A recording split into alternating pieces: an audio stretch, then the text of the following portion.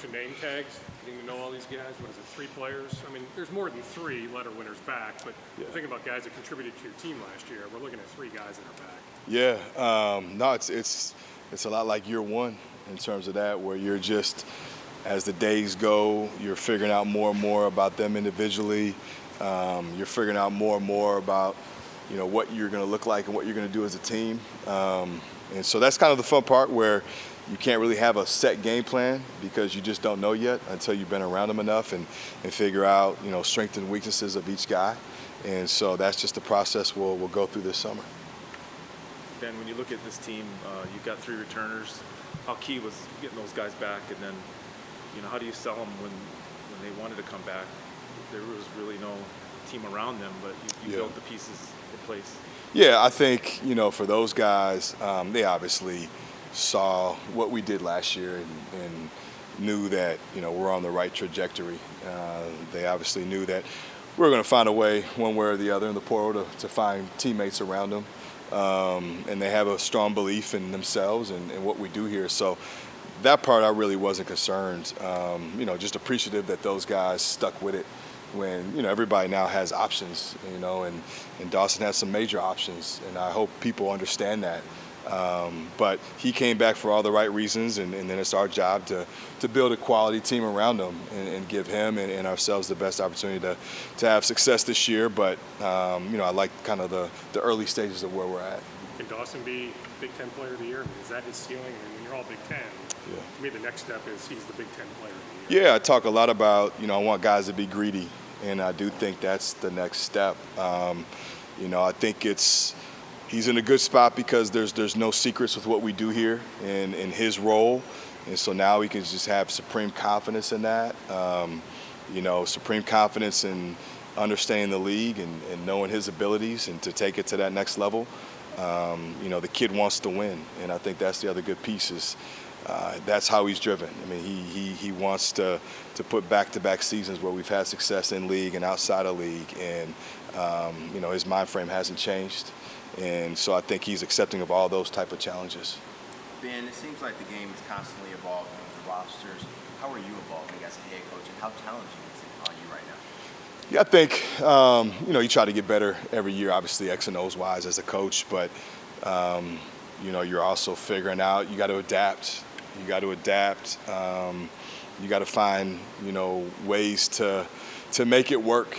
And whether that's finding guys that make it work in the portal and getting good enough players, or the ones that you want, that you do get, finding ways to make it work on the court and get that cohesion and get it early.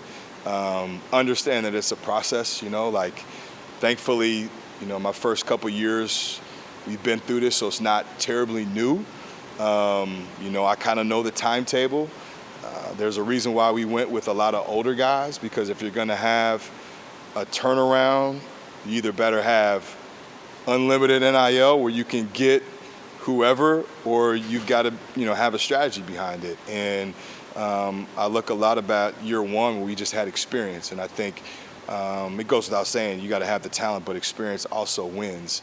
And, we were able to find that in the portal and just, again, being able to adapt to any type of situation and kind of changes day to day, week to week, month to month. With how the portal is right now, would you say this roster is set, or could it change before the season starts? I think we have the ability to maybe add one more, but that will depend on, it's just got to make sense. And I think we're always looking to add pieces to recruit. We're looking to add pieces that can make us better. It's just got to make sense, got to be the right piece, but, forever looking. What do you like most about the group of transfers that you brought in? I just like the fact that they have experience. They've been around the block. So although the way we do things might be different, at the end of the day, they understand, what goes into winning. Your defense philosophy might be different, but they understand help side defense. They understand rotations. They understand physicality in a ball screen. They understand ball movement. They understand, what's the right unselfish play to make offensively. So you're not reteaching all of that. You're just more teaching like the details of your system, which is good. I like the fact that they all, have pretty good feel, pretty good IQ. and they all want to win. I mean, that's probably the underlying factor that when we recruited these guys, they all talked about, taking the next step individually and then as a team. And so you want to have a locker room full of guys that expect to win and want to win. Ben, do you just kind of shake your head at some of the conversations you have to have at the end of the season, knowing that a lot of the talk after last year was you could build something special here with the group you had if they stayed, and obviously I think half of them left. I mean, is that just kind of the way the landscape is right now? It is, and I think, as a coach, being in this every day, like, you don't have too many surprises. So you kind of get a feeling as the year goes on what could potentially happen. So you're prepared for it, and again, it's kind of that next man up mentality. It's almost like if a guy goes down with injury, you hope you have enough depth where it's the next guy up. These things are going to happen, so now it's just about, all right, where's our depth chart at? Who's going to be the next guy that we can get to fill in? And then who are the other pieces that we're going to surround them with? And it is what it is. Like, you don't get bent out of shape about it. Some of these guys had some significant financial opportunities, and, I can't necessarily fault them for, pursuing something like that they were able to potentially get. And so it's our job is just, you got to, again, adapt, figure it out, and then try to find the next best piece. And we'll just continue to do that and continue to build and continue to develop the guys that we have. When you talk about financials and players going on to better situations, what's something you wish players learned or knew more about the financials in this process that maybe they aren't aware of? I think it's a long answered question because I put obviously a lot of time into this. I do. I like the fact that guys can financially have some freedom, and I'm never gonna hold somebody back from a financial decision. Like, it's not what I'm about, not what I'm gonna do. But I also want them to know, I don't want it always to be a money grab for guys. Not that it is. I'm not saying that, but in recruiting we talk about it. When guys are here, I talk to them about it. That life can't always be about a money grab, because then you're never going to be satisfied. You know what I mean? You're always going to be wanting more, and your cup's never going to feel full. And even when you have success, it's not going to feel like success because money's on your mind and you're driven by that. And I talk about just these guys are young, and I want them to be happy in life and to do things for the right reason. And part of me does worry, if your best lives financially are at 19, 20, 21, how does that play into mental health, right? If all of a sudden your first job, whether that's you're playing professionally, NBA even, or overseas or in the real world, and financially you're not making what you were in college, how does that affect you? I know how it would affect me. Like, if you're looking at the best years were at 19, 20, and 21, that's kind of scary. So just trying to remind these guys that I respect it, I get it. I'm not trying to hold anybody back. I want them to be valued. I want us as a program to be able to financially put guys in a position where we show that we do value them and they get what they earn. I want that. I want to push for more of that. But you also want to teach them that it can't just always be about the bottom line sometimes. And if that's what it is, it's a scary road, because you're never going to fully be fulfilled. And it's hard at 19, 20 to fully understand that, especially with some of the figures that are thrown out there. So I hope that they get it. And this guy's across the country. This is not guys in our program. Make that clear. I hope guys across the country, get what they're owed, what they're told. But it's just it could be a harsh lesson for some guys too. And I also want to make sure that they kind of understand that with much is given, much is expected, first of all, and that secondly, it can't always be about that all the time. Based on the players that you're talking to, not just the ones that sign with your program, what's the balance of them wanting development and academics, or just cash? I think there's a healthy balance. There is. And again, I am pretty open about that in recruiting. That could be a high school kid, could be a portal kid, could be the guys that we have in our program. During the year, end of the year meetings, that there is a balance. And again, and that won't change in life. Like, I don't care if you're in the corporate world, like, you want to be appreciated for the work that you put in. And especially if you do a good job, you want to be rewarded. And there should be part of that. But the balance is, if that's all that consumes you, then I feel like you're leaving yourself short, and that you're not going to be able to maximize everything that you potentially could on the basketball court or in the classroom or in your college experience, because you're so focused on just one thing, and that can dominate your mind, especially at 18, 19, 20, when you're not fully mature to really like put your whole head around the situation. And so it is just to try to teach them that there is a healthy balance, and all of it is good. It's how do you manage that is the next thing. And again, the main thing is the main thing. And you came here and we talked about recruiting, about getting your degree or getting your education, but then also having success individually and as a team on the court. You also don't want to lose sight of that. And you don't want to solely make decisions that don't have those two things or those three things involved in it. Be greedy and get the best of both worlds. Is there somewhere where you can have that financial security or be rewarded, but also you're not giving an opportunity of what you want individually on the court with opportunity, or what you want academically getting your degree? You look at Cam Christie. Cam could have made a ton of money going somewhere else as a freshman, but I think he understood the balance that, for him long term, the money that even to come back would be pennies to dollars compared to a second-year contract in the NBA now. And so now it's about putting yourself in position where you have an opportunity after your freshman year to get NBA workouts and be in discussion of being a first-round pick because of the situation that you were in. It wasn't about necessarily the bottom line or the dollar, because if it was, he wouldn't have been here. And so that's a great example that we can now share with guys that we're recruiting or guys in our program about. There's give and take, but it goes both ways. You don't want to sacrifice an opportunity or a position that you could have for always the bottom line. And just hope that they can take that in. How much of an issue then, Ben, is our agents then trying to broker all these deals? I mean, you said not much surprises you, but like Elijah publicly announces in mid-April, I'm back. Right. And next thing you know, he's gone, right? Now it's somebody who brokered a deal for him, right? Right. No, I think it doesn't. I mean, as weird as it is to say, it doesn't surprise you. Until you get kids here, honestly, and they're here for summer school and they're locked in. I mean, anything can happen. I do think in the world of pro sports, as you guys know, the agents play a role in terms of negotiating or being that middleman. And when college has turned the page and you're dealing financially with the dollars and you're dealing with kind of a pro model, as much as maybe we don't want to fully admit, I mean, it's pretty much a pro type model. And now agents are involved and they're allowed to be involved. Well, it's gonna come up. You're gonna deal with that.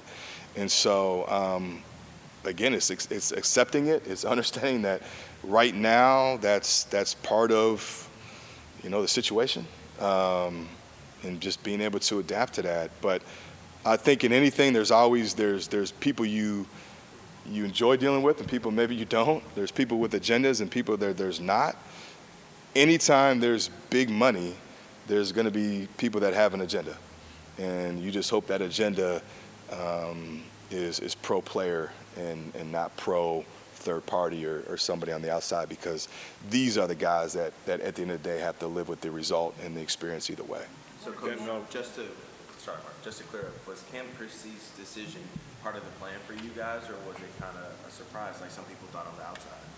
No, even recruiting Cam, I told him. I thought Cam was an NBA player. I didn't know if that was going to be first year, second year, third year. Like, I made that blatantly obvious to him. And I told him straight up, like, if you have the opportunity, I'm not a coach that's going to hold any of our guys back if it's a legit deal, and his is legit. But I think you factor in so much, as the year goes on, like, I knew, okay, this could come up. I mean, you look at the guy's only 18, which the NBA loves. He's got the measurables. He got better as the year went on. You got his brother who's in the league. All that lineage, it matters. He's what the NBA looks for, the developmental type guy. Again, at 18, and you watch some of the things, the progression he's made, like it doesn't surprise me that, especially with this draft, that people are looking at him going, whoa, wait a minute now. Because they know if he comes back, he's definitely, a guy that they're going to be looking at. So, no, that didn't surprise me. Again, selfishly, yeah, you wish you could have him for a second year because obviously changed our program. But I think it says a lot about him, his work ethic. It says a lot about our development and how we had success this year and how we were able to get him to play really well and for him to have these opportunities. It's exciting. Before we go, could you talk a little bit about practice, what you've seen so far, especially the new guys? Yeah, no, it's been, we've only got a week under our belt. This will be our third team practice, and we've had some breakdown stuff.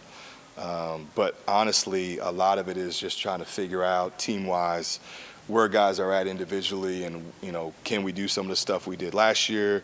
Can we do some of the stuff we did our first year? Seeing where our skill level's at, figuring out, just what it's going to look like going forward for the rest of the summer. I think a lot of that is the first couple of weeks you're trying to figure out, all right, we can game plan for the second half with here's defensively what it's going to probably look like for us to be good, or here's offensive, we can scrap this, but we're going to stick with this and build on this. Again, it's kind of touch and go here early as you're figuring it out, and they're figuring each other out. They're figuring out what I'm like, they're figuring out what their teammates are like. It's you got guys from different levels, you got guys from different coaches that have different mentalities. What might be unacceptable somewhere, it might be good here.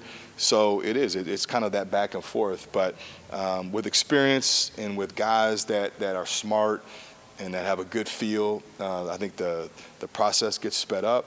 But I probably won't have a for sure idea till right around like week 4 in the summer. And then at that point, you just try to kind of slowly build until the fall. Thanks, Coach. All right, appreciate it. Dawson, take us through just the last handful of months. What was it like navigating to stay, to go pro, to stay, or to go to another college? Like, you had a lot going on over, mid-March to, mid-April or so? Yeah, it was a crazy time for sure, but ended up just leaning on my faith and a lot of prayer, and I got a lot of direction from God, which ultimately led me to stay here. Tough decision? Very tough decision, yeah, just because, you get things thrown at you all the time that are very tempting, but at the end of the day, you got to stay true to your roots. What role did you play this offseason in maybe helping recruit new players or retain old players on your team? What was that like for you? Yeah, I played a big role in it, just whether it was retaining guys, and they played a big role in it for me as well. So I feel like the guys that stayed were all connected, and then the new guys we brought in we're excited about. What makes you excited about this team? I know the large group that's new, but you've seen them in practice already. Yeah, we're old, we're experienced, we're competitive, so I'm excited about the group because especially in this day and age, there's gonna be some teams that maybe have some more talent, but we're super old, we got a lot of depth, and we go out there and compete. So if we connect that together, it could be a really good season. How surprised were you with just how the offseason played out? I wasn't too surprised just because I knew kind of with everything and NIL, that's just kind of how the landscape was shifting, so I wasn't too surprised by it. Dawson, go ahead. No, you go for it. Dawson, when you look at this offseason, obviously, how important is it for leaders to step up that have already been here, like yourself and Mike and Parker? Yeah, it's very important to come in here and set the tone and, get everybody organized and just kind of set the standard going for the new season. So, sometimes it's tough to, just because you're mentally still on last season or whatever the case may be, to fully flip the page. But once that fully comes, then I feel like it's going to be a great thing. Are you different, just third year, same program? Yeah, third year, same program. I feel like I'm just a lot more confident in my game and just continuing to really in every aspect. Dawson, how does the transfer portal and NIL make things difficult or challenging as you guys as a player, maybe losing sight of what's important? Like, how do you stay structured and focused on what you want and then what's important for you? Yeah, it's definitely hard just because, there's temptations all around and, you get into a thing mentally too of comparison. You'd be like, man, I'm way better than that kid and he's getting more money than me. Like, that's just natural human nature part of it, but it's just important to stay focused and remember the things that are most important to you. Does it make it easier when you have someone that's involved like an agent, so you don't have to have those conversations all the time with people? Oh yeah, it definitely does make it easier just because I say the smaller your circle, the easier it is, because then the less people that are kind of shopping you or talking about you behind the scenes. Dawson, what was the single most important reason why you wanted to stay at Minnesota? Yeah, I would say, just my belief in the coaching staff and the teammates they're bringing in. But I'll say the single most important thing would be, honestly, it was a lot of prayer, honestly. And it was really strong in my faith. And God ultimately gave me the gut feeling, and my spirit was telling me to stay. So that's why I followed his truth. Was the crazy one Coleman Hawkins getting $2 million to go to Kansas State the other day?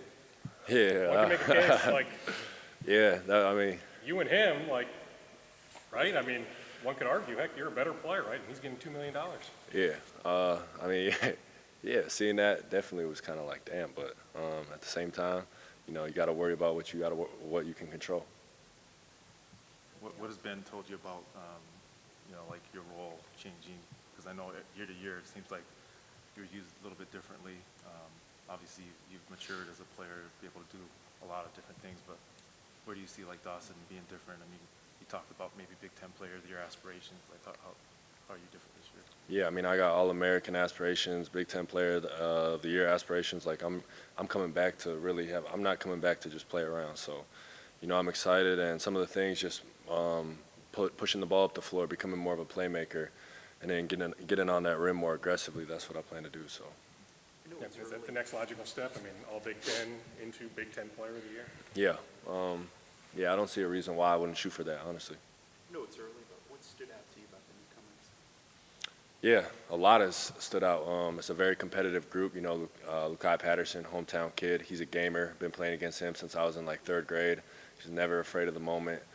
Super clutch. I could go on and on about all the players.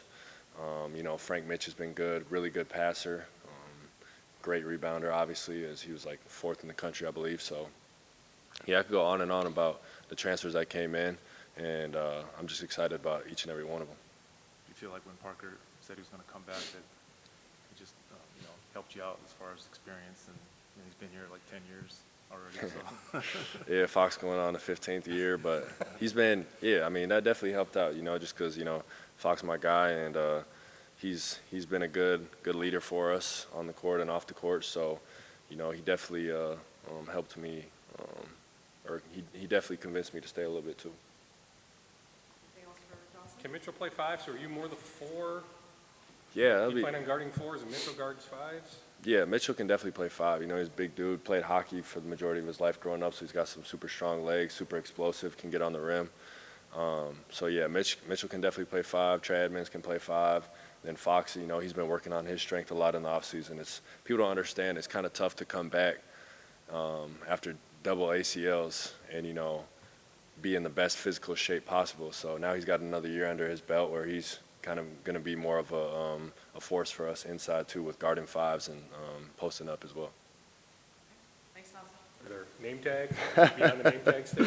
Well, I think we're beyond that. Guys have been here for like 2 weeks now. So, just kind of integrating them in, helping them move into the dorms. And then obviously practice started last week. So, it's been easy. You spend so much time with each other that, like, if you don't know the names, you're doing something wrong, for sure. Dawson said that it's a big difference to be a year removed from coming back after 2 surgeries. But, Mm-hmm. you surprised a lot of people what you did even last year. Mm-hmm. So. Yeah, no, I think another year helps. I think if you look at, guys that have gone through these injuries like I have when it comes to, high-level college guys or NBA guys, you just see, the more basketball they can play, the more basketball that they're getting better at, and their body feels more comfortable. And I think if you watched me last year, it was kind of a testament to that as well. Early in the season, non-conference stuff, I was confident, but I just wasn't to a point with my body where I wanted to be yet. The mental confidence was there, but my body just wasn't able to do the things that I wanted to quite yet. And then you fast forward down the stretch, and I felt really confident. Body felt really good. So just trying to kind of snowball with that through the bounce back off of the end of last season and roll that into this summer. Obviously, it's early still. It's June, but just being able to get my body into a position come November or come game starts that I'm feeling confident and ready to be the best version of myself. What's the challenging part about being a college basketball player right now that maybe some people don't understand on the outside looking Yeah, I think, NIL obviously has a lot of really great benefits, and it's something that, it's awesome that we get to, finally, make money off of who we are. And then for myself, as all you guys know, I love, just building my brand and working to, be able to put myself out there in many different endeavors, and I think that's great. But it's also difficult when you got new guys coming in every year. It's hard to build as much continuity and as much of that family environment. But I think what Coach Johnson does really great is recruit character, and he recruits really good guys, which makes it easier to grow together. When you spend so much time together, you want it to be good guys that you're hanging out with, and credit to Ben for the type of character he recruits. It's been just kind of seamless. Obviously, it's a lot of change and there's a lot of new guys, but just kind of the way he brought them in and the kind of guys that he brought in was easy to just flow with. It's when you have good guys, it makes it easier. What was the off season like for you, from your point of view, tracking, watching, following it all? Yeah, no, that's a great question. I think it's interesting, obviously, because you want to stay in the loop, especially with guys like me and Dawson, who are older returners, who want to help recruit. We want to help be in the loop and all that kind of fun stuff. But also, it's so fast and it's so moving that you never really know. You could really be on a guy and the coaches are high about a guy, and then the next day he's committed somewhere else. So, and I think, obviously, money plays a big factor into that. So, but no, I think it's fun for older guys like me. I just get to kind of see from a different perspective. And honestly, I was just trying to help in any ways I could when I was in town. I was traveling a lot, so yeah.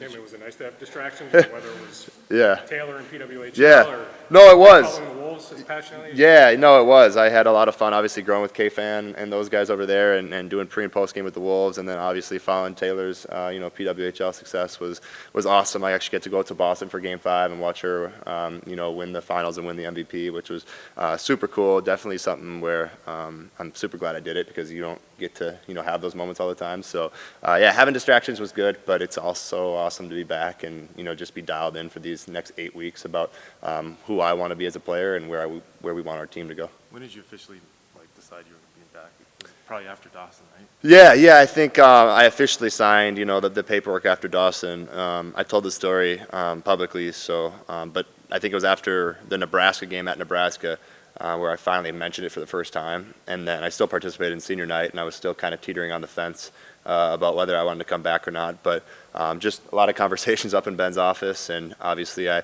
took some vacations. I went to the Final Four, went to Cancun, did a couple little chill vacations, but was just able to just communicate with Ben, and the communication was great, just getting me to a place where I was comfortable, coming back next year. And obviously, with being an older guy, being 25, I'm going to be 26 this year, I needed to be at a place where I just felt really comfortable, and we were able to get to that spot, and it seemed like a no-brainer to not come back and be around family, be around friends, and wear this M on my chest. When do you officially turn 26?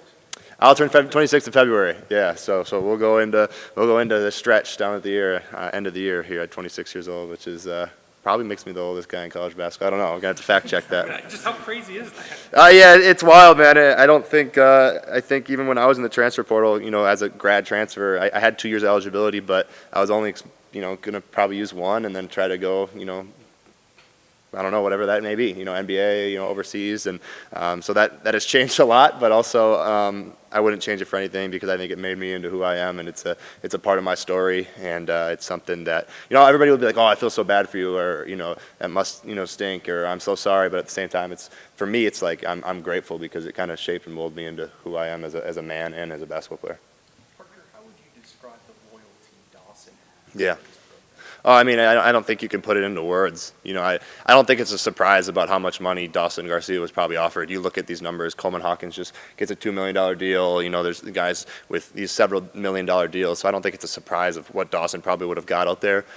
So yeah, I think if you put it into like a professional working environment for a normal person, would you take, that kind of money to move somewhere else and, work for your job? Probably. But Dawson's he's a Minnesota kid through and through. And you can't really put into words what he has done for this program. He's a major brick in the foundation of where we want this program to go, and I'm glad I get to call him a brother, and I'm glad I get to do it with him. Thanks. Thanks, guys. Appreciate it. Yep. that some guys want to get on the court? All the time. Like I think Parker and Dawson can speak to it too, but our relationship with Coach Johnson is really good, and we talk to him almost every day and just talk about everything. Really, he's always there for you. You mentioned praying in your faith, but what else do you lean on when you see guys like Elijah, who said he was staying and then he's gone, and then you see Pharrell leave, and you see a bunch of other guys leave? What do you lean on to make your It's family and God, really. It's tough. Like when there's a lot of money thrown at you and a lot of different decisions that you could do, friends telling you to do different things. It's tough. So I just rely on family and God. One or two more for me. But you'll benefit here, like Pinkytown Collective. I mean, you're also being taken care of to stay here, right? Yes. Yeah. I mean, how did that work out? What was that process like?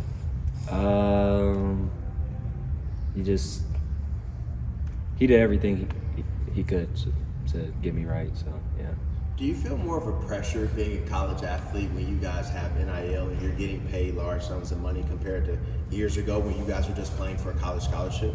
And how do you weigh that? Yeah, it's definitely more pressure added to it, but I've always taken basketball very seriously, and it's the same thing for me. I put in work every single day, and I'm trying to be the best player possible. So I don't think it's much of a difference. Mike, what can you tell us about the other backcourt guys, like especially Yeah, Isaac, too, freshman? we got Lukai, we got Isaac, we got Brennan, we got Caleb. We're a really deep backcourt with a lot of shooting. We can all pass, shoot, and dribble. So I think we're going to be really good, and we can all play off each other. What about Isaac, just coming in from a Minnesota guy? He's been around the program a little bit. Isaac's really good, and he's really talented, and he's getting it so far, and he's going to keep getting better throughout the summer. Thanks, Mike. I appreciate it, Mike. Thanks, Mike.